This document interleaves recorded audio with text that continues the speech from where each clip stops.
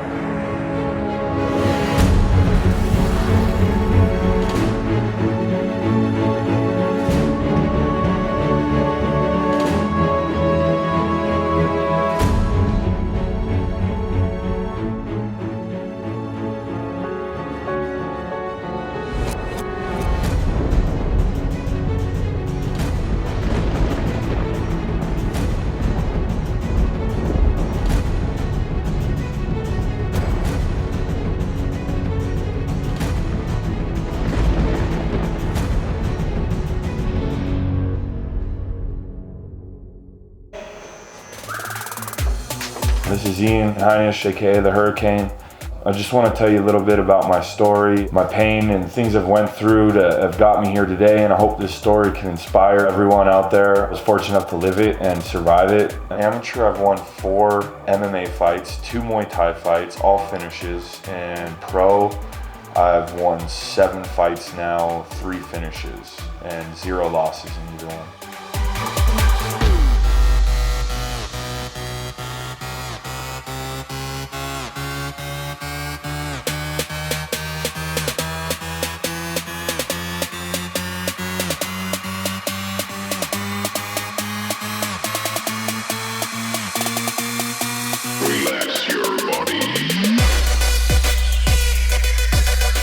It's a story about a kid, who had a lot of potential physically and mentally.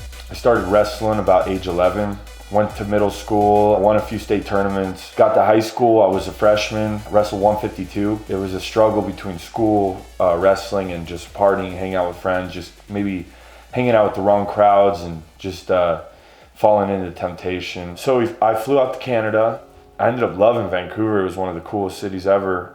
And I was like, I'm gonna stay here. This guy found out I was working in Canada illegally. They snatched me up, and 4 months in jail over there. I got deported back to the States, and I was back to square one. I was back in Colorado, broke, and not knowing what the hell I'm gonna do with my life. I started getting some pills sent to me, and just started selling little by little, and it was just, making good money, and it was just addictive.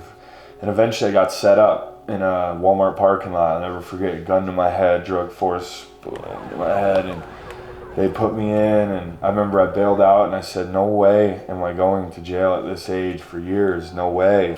I took it and packed up all the stuff I could get in my backpack, and I said, I'm out. And I took a Greyhound to Indiana. I said goodbye to all my family. Then I went to New York. Boom, New York, NYC to Amsterdam with about $1,000 in my pocket, didn't know anyone. It was always a dream I had to backpack the world, and this was kind of the big push that says it's time to go. My cousin had a friend in Belgium, so I went over to Belgium, and I actually got a job in the Irish pub over there, and so I met this crazy English guy. We hopped on a ferry to England. When we got there, I didn't know his idea of a job was painting some empty apartment that we also lived in. No furniture, no hot water, no carpet. We just pretty much camped in the room and painted it in the day. I needed something better, so I went down. I found out all these English people go to Tenerife, go to the Canary Islands. So I was like, all right, I cruised down there. And I met this American out there whose father was Cuban, and they took me in like family. They still are like family. And I lived with them for a while, and after I got my head straight, they said, hey gringo, let's go make some real money. And I was like, yeah. That's when it started again. I started going down to Colombia, Venezuela, Aruba. We, you know, get the merchandise, bring it back. I think after, I don't know how many trips, but after a while, I had too many stamps in my passport, and they took me in and they took me to the hospital. You got bottles of drugs in your body, what is it, what is it? I ended up getting a 3.5-year sentence, but first I sat in prison for a year without knowing nothing. So it was just to the point, I mean, they broke me a few times in there where I was just said, I don't care what happens to my life. That's how you had to be. That's how you beat them. The great thing was they had a wrestling program. It's called Lucha Canaria. And it was best out of 3 in a gladiator pit. You had some weird shorts. You rolled them up, you shoulder to shoulder, grabbed each other's shorts. Best out of 3 takedowns, and you go one after another, no weight classes. And I crushed it. I killed the whole team in the whole prison. Nobody could beat me. And then they started bringing professional teams off the street, and I smoked the whole team with some help with my buddy from Chicago, Holton Blair. And me and him were just crushing it, and the newspapers were interviewing us like, who are you guys? Like, and the president of the federation wrote the warden a letter, said, when this guy gets out, sign him, because we're gonna sign him, so keep him here. And they con-aired us, and it was crazy. Like, it was like 200 just criminals, hard criminals, murders, rapists, pedophiles. I mean, it was bad, and they didn't like anyone that wasn't Spanish. And it was a crazy feeling to be like the minority and just be the one everyone hates because you're just different. And they didn't even make me go through the airport. They put me in a jail cell in the airport, walked me to the plane, took the handcuffs off, gave my passport to the flight attendant and said, all right, you're free. And I'll never forget that flight. It was crazy. I was free for the first time in 2 years and 3 months, and it was just like a surreal feeling. And I knew I was going right back to jail when I landed in New York because felony warrants. They said, you're going to Rikers Island. It was the worst ever. I've never been treated so bad. I got treated like a straight animal. And boom, came 2 big football player looking dudes, and it was the U.S. Marshal. And they said, hey man, we're going, we're out of here, pack your shit. Finally, we got to Jefferson County. Boom, I bailed out, 2014. Valentine's Day, exactly. I'm on my way to be a world champ, and I hope I can just motivate people. And I would love to open up a gym someday where kids can train and not go to jail or prison or a halfway house and just live in the facility and train. And I hope I can help them like I was helped. And I hope this story motivates a lot of people and for generations to come. You know, flipping a switch in the brain and just going into straight battle mode.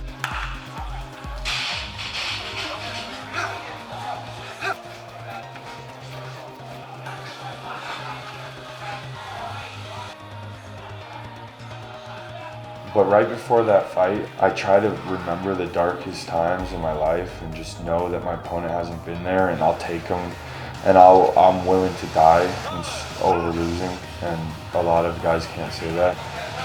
Strong grip, strong pull. TRX, time.